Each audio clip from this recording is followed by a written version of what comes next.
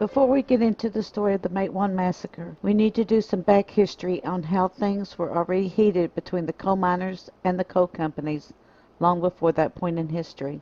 What happened at the Paint Cabin Creek strike is often regarded as one of the worst and the first serious confrontation between coal miners and the coal companies at the beginning of the 1900s. It is also considered to be one of the first major conflicts of the Coal Wars that was to hit the region over the next several years.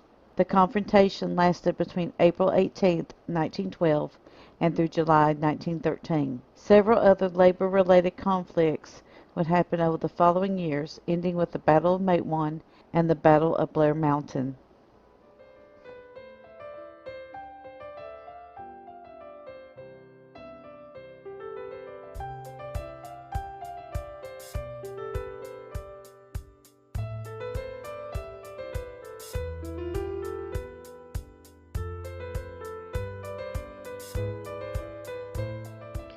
From the years of 1893 through 1897, there was a severe economic downturn that caused an economic depression in the United States. This also affected the presidency of William McKinley and caused a huge political upheaval, caused the re-election of U.S. President Grover Cleveland. There have been several causes as to why this happened, some of which is that the United States economy of that time was dependent upon high international commodity prices, also including investments that were made to the Baring Brothers Bank in Argentina that had failed, the wheat crop failure of 1890, a failed coup d'etat in Buenos Aires, a run on gold in the U.S. Treasury. The U.S. was on the gold standard at the time.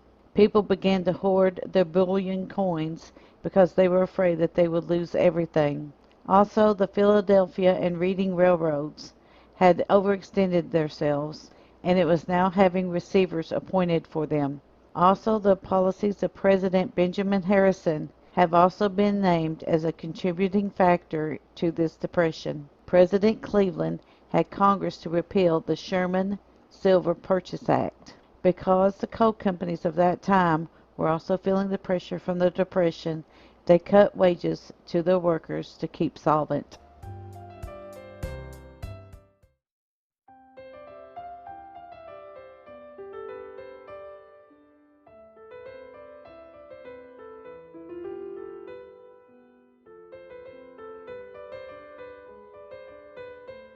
The United Mine Workers was founded in Columbus, Ohio on January 22, 1890, by the merger of the Knights of Labor Trade Assembly number 135 and the National Progressive Miners Union. The reason behind this merger was that the two competing former unions were creating more problems for the miners than solving them. The idea behind the merger was to unite and organize mine workers and others in adjacent occupations into a more effective negotiating unit. With the coal operators reducing wages on a regular basis and the mines being a dangerous place to work, with operators denying a lot of miners' rights, the UMW started to gain ground on membership. The United Mine Workers Union came together to make a working 11-point constitution to help its workers. The preamble states, "We have founded the United Mine Workers of America for the purpose of educating all mine workers in America to realize the necessity of the unity of action and purpose in demanding and securing by lawful means the just fruits of our toil." The UMW Constitution listed 11 points as its union's goals. Payment of salary equal with the dangerous work conditions. This was one of the most important points of the Constitution. Payment to be made fairly in a legal tender, not with company script. To provide safe working conditions, with the operators to use the latest technologies in order to preserve the lives and health of the workers. Provide better ventilation systems to decrease black lung disease and better drainage systems. enforce safety laws, and make it illegal for mines to have inadequate roof supports or contaminated air and water in the mines. Limit regular hours to 8-hour workdays. End child labor and strictly enforce the child labor law. Have accurate scales to weigh the coal products so workers could be paid fairly. Many operators had altered the scales and had showed a lighter weight of the coal than actually was produced, resulting in underpayment to workers. Miners were paid per pound of coal that they produced. Payment should be made in legal tender. Establish an unbiased public police forces in the mine areas that were not controlled by the operators. Many operators hired private police who were used to harass the mine workers and impose company power. In company towns, the operators owned all of the houses and controlled the police force. They could arbitrarily evict workers and arrest them unjustly. The workers reserved the right to strike, but would work with operators to reach reasonable conclusions to negotiations.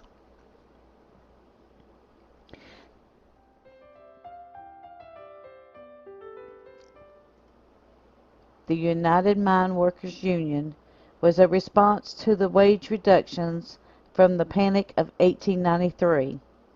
By 1902, the Union membership of the entire state of West Virginia had grown to 5,000 miners.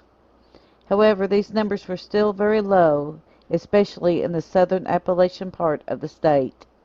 Before the strike of 1912, there were 96 coal mines in operation in the Kanawha County, West Virginia area. There were approximately 7,500 coal miners employed. All 41 mines that were located on Paint Creek and the surrounding area were unionized.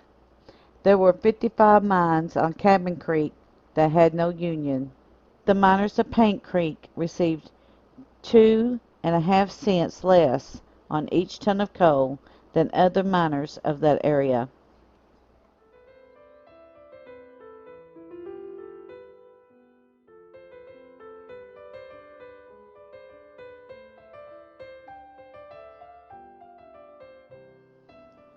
When the union contract was up for negotiation, the Paint Creek Union tried to settle a new contract with the operators. In the negotiations was a raise for the miners to have the same compensation rate as the surrounding area and for automatic union dues. This would increase the cost of the operators approximately 15 cents per miner per day. The operators refused this increase and no new contract was made. The operators also withdrew their recognition of the UMW.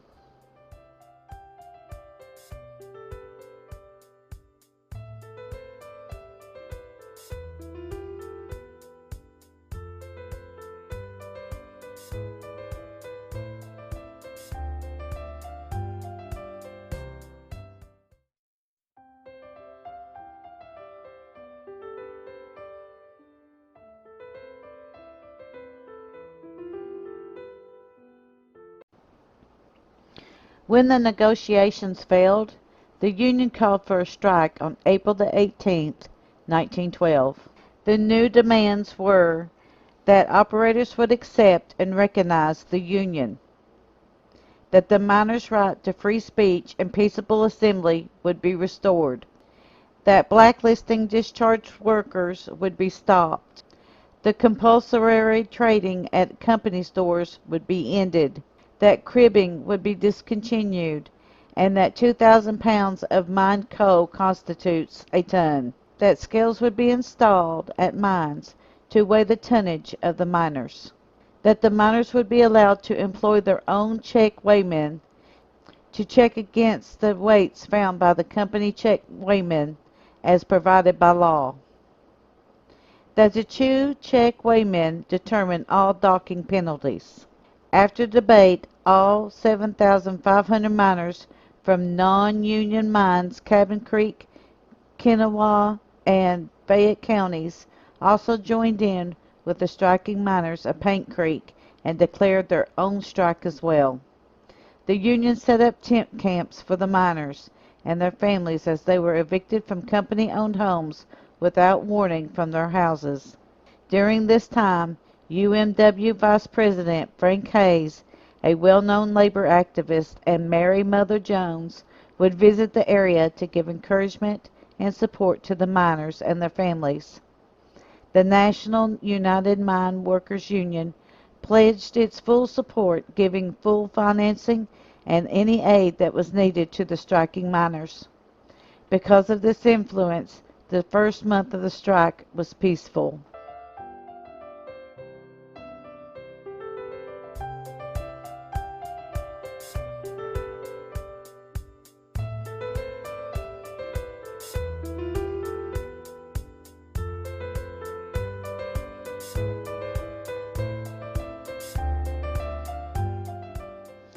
During the first month of the strike, the miners were peacefully protesting. They had the full support from Mary Mother Jones, the United Mine Workers Union, and the UMW Vice President Frank Hayes. The purpose behind the strike was to negotiate for a new contract with the coal operators. Food and other provisions were being met.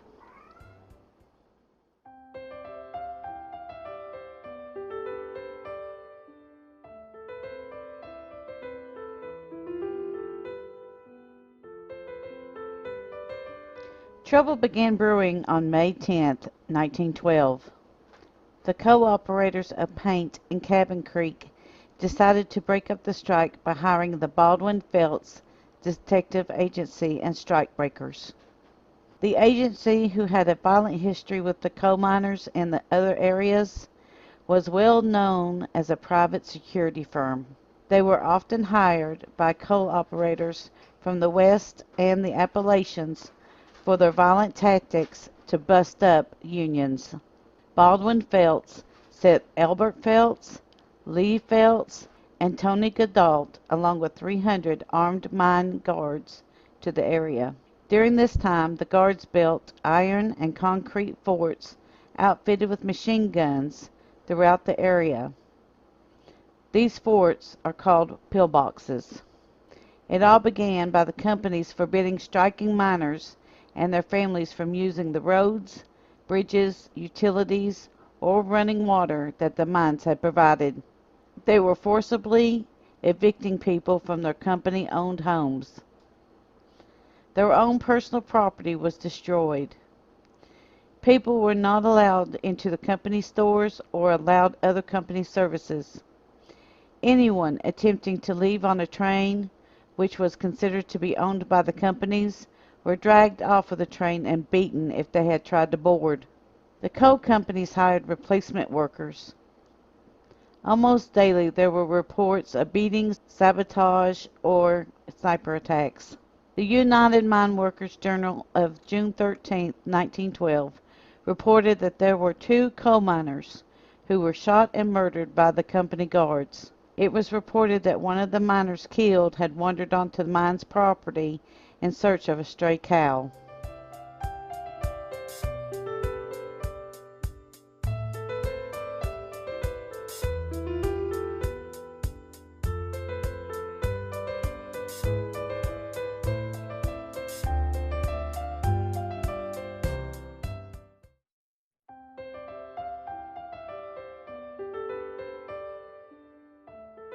It was during this time in June that Mary Mother Jones had arrived in Paint and Cabin Creek to see all of this happening. The first thing she did was have the Socialist Party of America to help the miners to acquire weapons to fight back. Between the time she arrived and through July, Jones had made her way through the armed guards to Estelle, West Virginia. Her main goal was to rally 3,000 men to strike and secretly march to the steps of the state capitol in Charleston, West Virginia. There she read the Constitution of the United States and a declaration of war to Governor William E. Glasscock.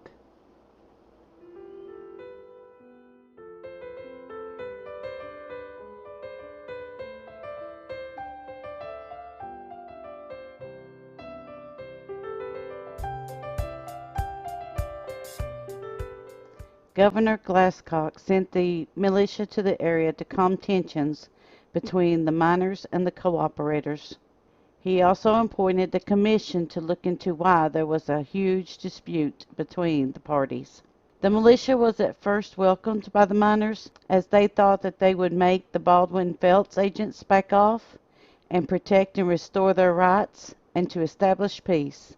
However, it was not very long before the militia joined forces with the agents and the cooperators and began forcibly evicting people from the company-owned homes. These actions made it very clear that the militia was sent to break up the strike.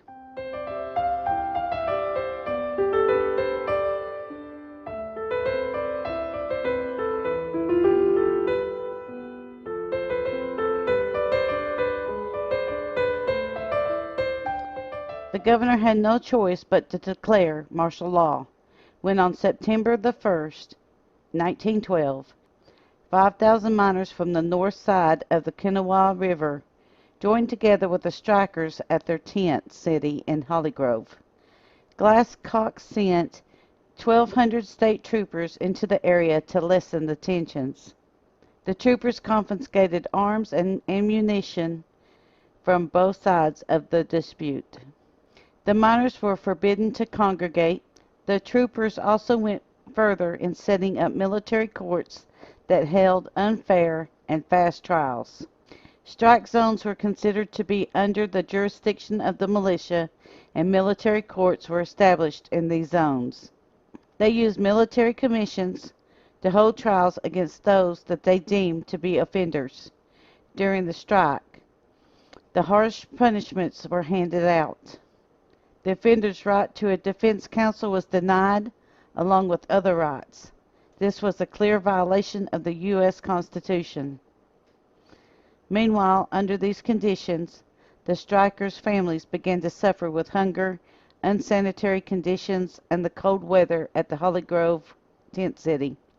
During this time, Mary Mother Jones joined with Ma Blizzard and organized an umbrella march with other pro-union women that marched through the valley with umbrellas in hand to protest the treatment of the strikers and their families. The decision was made on October the 15th, 1912, for the martial law to be lifted.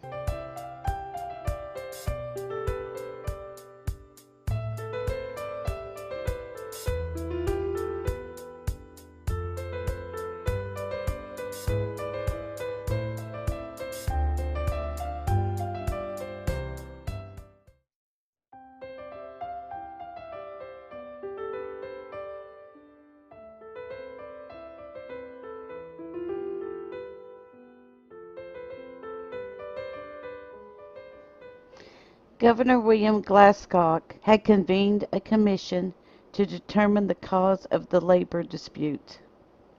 The findings are now being released and everyone is holding their breath. Will the commission rule be in the favor of the strikers or of the cooperators? Also, we have an uneasy peace in the Paint Cabin Creek Valley. The first martial law has been lifted and there has been no retaliation on either side so far, until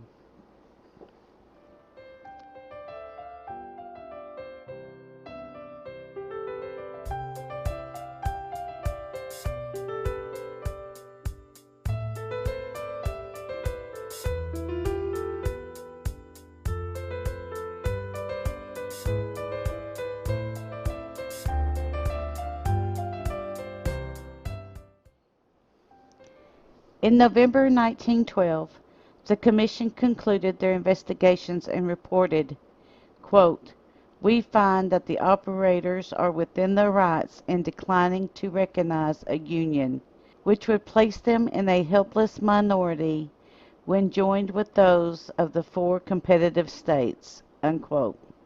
Wikipedia, Paint Creek Cabin Creek Strike of 1912. This was an open criticism of the miners' claims, and the committee considered their grievances to be invalid. The miners had been dealt a devastating blow. Because of the mounting anger, Glasscock made a decision.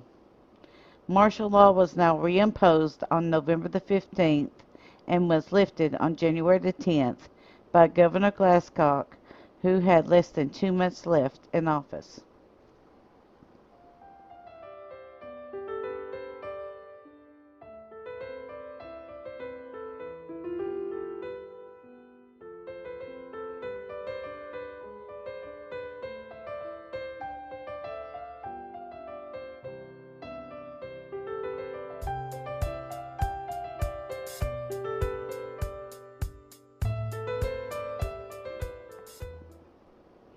On February the 7th, 1913, the miners attacked Mucklow, West Virginia. There was at least one casualty. In retaliation that night, co-operator Quinn Martin and Sheriff Bonner Hill, using a modified train called the Blue Moose Special, which was armored with sides reinforced with iron plating, equipped with a machine gun. The men turned off the lights on the train and drove it to Holly Grove, a tent colony that the UMW had established for the miners and their families, and opened fire into homes and tents. One death of a miner and one woman was injured by this action. An Italian miner, Francisco Estep, while trying to protect his pregnant wife, was shot in the face and killed. Even though several miners had died before now, the murder of Estep inflamed the anger of the miners.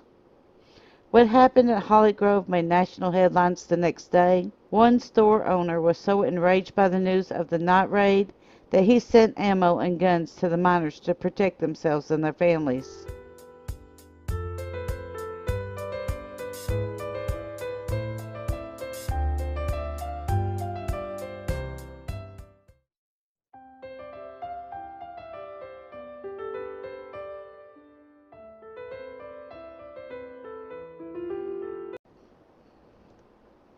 Tempers had reached a boiling point when on February the 10th, 1913, the miners attacked armed Baldwin-Felts guards in what is called Mucklow, West Virginia. There are estimates of between 3,000 to 100,000 shots that were fired from the guards' lever-action Winchesters and a Gatling gun and the miners' guns. When the smoke had cleared, the gunshots no longer rang through the air. There were 4 guards and 12 strikers dead.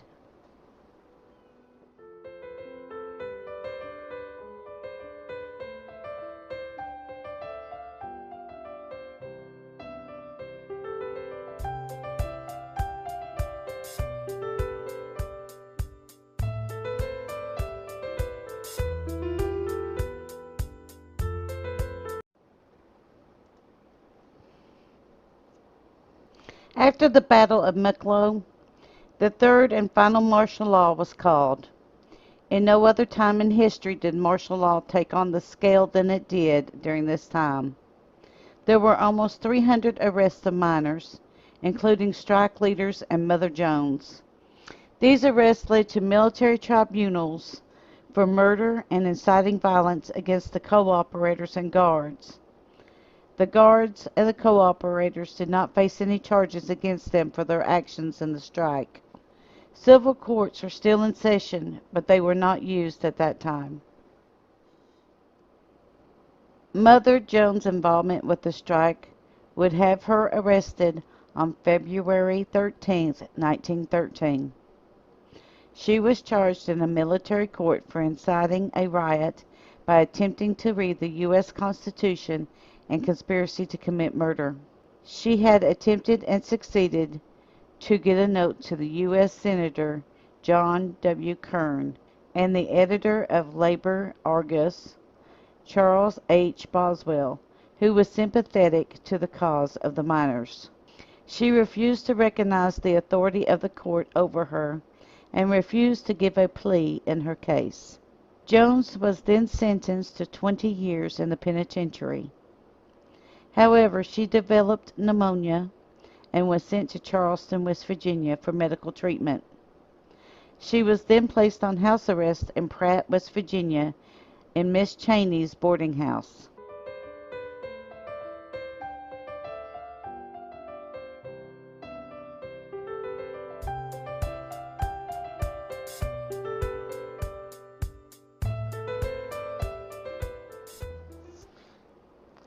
We left off with Governor William E. Glascock having just 2 months left in office before a new governor took his place. He had left a legacy of the coal fields in southern part of the state in shambles. Mary Jones and almost 300 men had been arrested, and some were convicted of conspiracy to commit murder, and inciting a riot. We also have a note slipped out to the U.S. Senator John W. Kearns and the editor of the Labor Argus, Charles E. Boswell, who are about to do something about this distressing situation.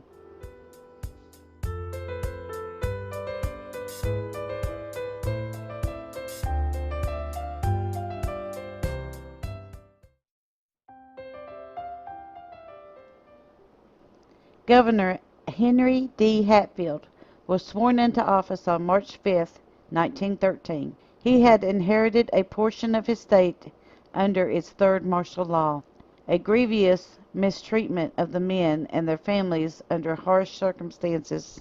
Several people were dead on both sides, a misuse of the U.S. Constitution. Because Hatfield was a progressive in his politics, he claimed to have a great concern over the striker situation and rushed to treat the injured in the strike zones. He released around 30 prisoners who were being held by the military.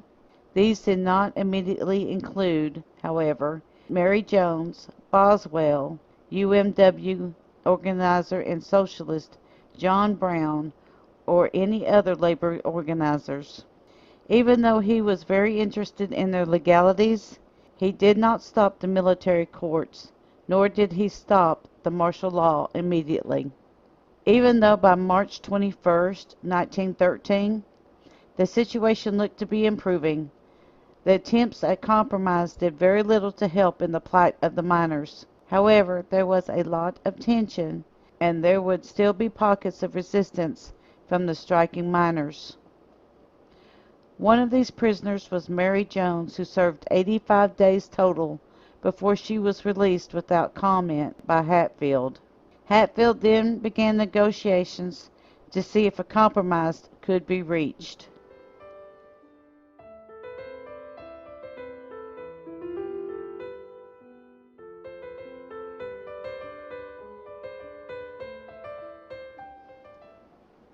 After a couple of months of trying to detangle the mess of the strike, Governor Hatfield came up with a compromise which is called the Hatfield Contract. The miners were not happy about this because it provided for them no protections than what was already provided for by the state of West Virginia. However, the authorities were paid men by the coal companies and did not enforce the law. The contract did provide for a 9-hour workday, which was already widely used in the state. The right to shop in independent stores was offered. The right to elect check weighmen to make sure that the scales were even, and the promise of no discrimination against those that chose to join a union. This compromise did not offer the removal of the company guards, nor did it address the right to organize. Then on April 25, 1913, the miners were given little choice but to accept the terms of the contract, or be deported from the state of West Virginia.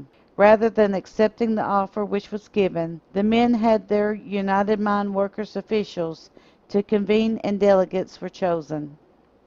Because of the pressure by Hatfield and the UMW, after a 3-day deliberation, the delegates accepted the proposals.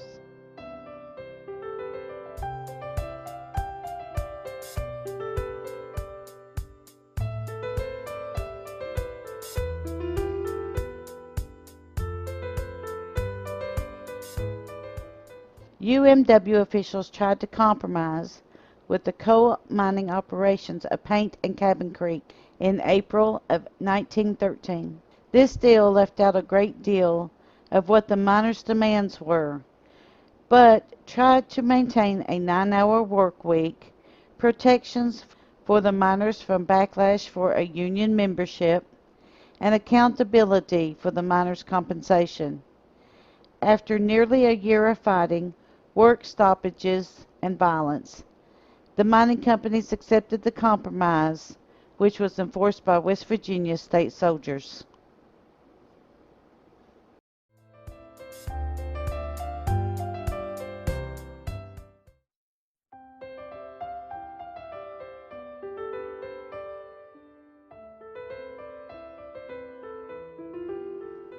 Hatfield was the nephew of Annice Hatfield of the Hatfield-McCoy feud fame.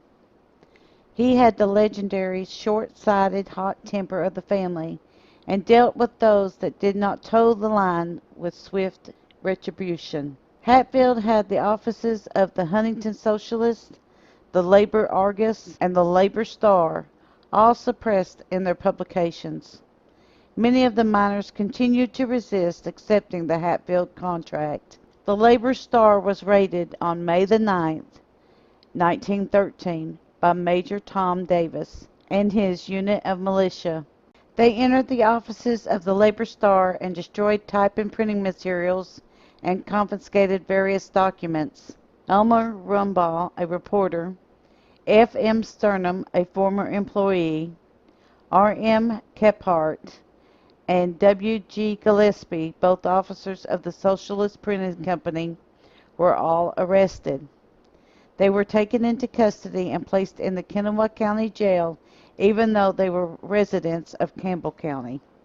The editor, W. H. Thompson's home was raided without warrants and from additional protests from the local sheriff. 46 miners and those that sided with them were arrested in the raids. Civil and constitutional rights of these men were being violated, and this caused a great national attention.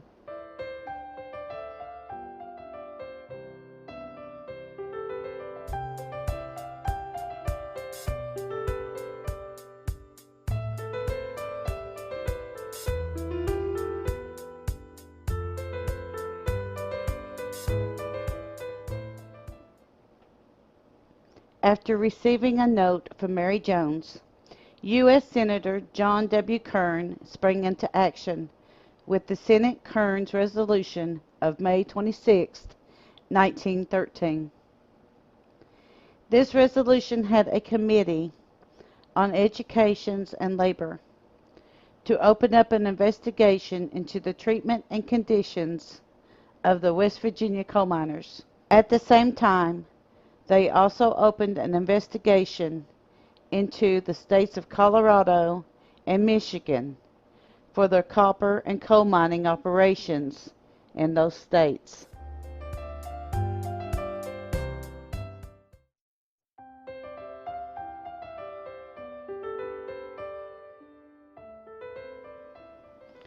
The goal of the committee was to find out exactly how many deaths were related to the strike and identify who was responsible for them.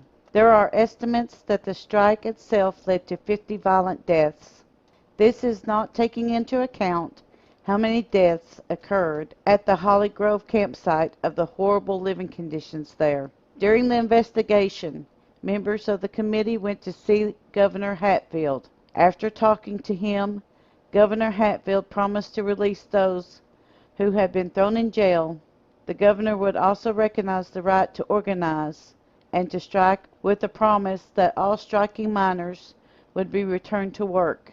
The committee further went on to condemn Hatfield for his stance and actions on the socialist newspapers and called for him to be censured. Hatfield denied any actions taken beyond the suppression of the newspapers.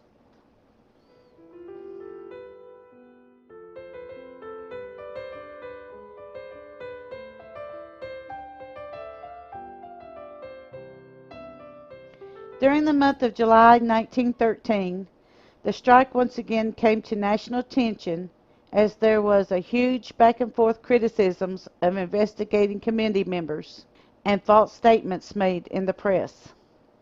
This led to a fracture between the Socialist Party and the unions that exists to this day. As the thought remains that the miners did not grab their guns for lofty ideas, that this was the only weapons that they had to fight to remain alive. There were 2 lawsuits that came out of that dispute, and both of them were later dropped.